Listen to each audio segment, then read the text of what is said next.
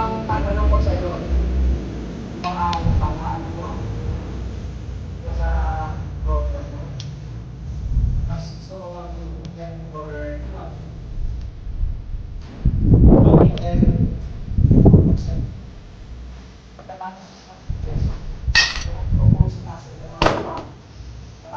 My first